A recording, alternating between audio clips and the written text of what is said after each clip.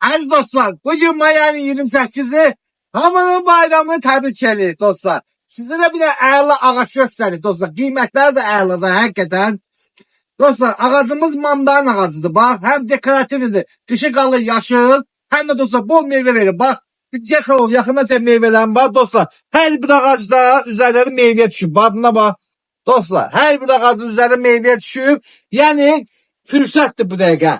Həqiqətən qiymətlər var dostlar. Bu ölçüdə bu üzəri meyvəli qiymətlər dostlar çıxır 10 manata. Sezon vaxtı belə olmur da, bilənlər bilir ki, qiyməti baha olur. Bir də dostlar, kim böyük ağac istəsə, mandarin ağaçları.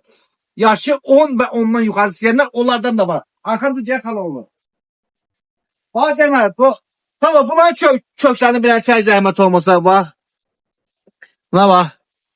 Demək dostlar, bax üzərlərində bəlkə hələsinin üstündə 300-400'dən meyvə var bir dənə. Hala olacaq bu meyvələrini göstərək. Görürsünüz, maşallah dostlar, hər biri bax yamyaşıl, üzəri dolu meyvə. Dostlar, əslində biz bunları bu vaxtda satışa çıxartmırıq. Biz bunlar bilənlər bilir, payız ayında çıxardırıq. Keçənki videolarımız var, baxa bilərsiniz. Keçən il belə ağaçlardan satırdıq, üzərində bol meyvə. 200-300'dən meyvəsi vardı bunlar. Dostlar, qiymətini soruşdular, baxın. Keçənki videolara baxın, həmin onun yarısı qiymətinə. Hə, bundan zamanların ağaçları. Gəlin aparın.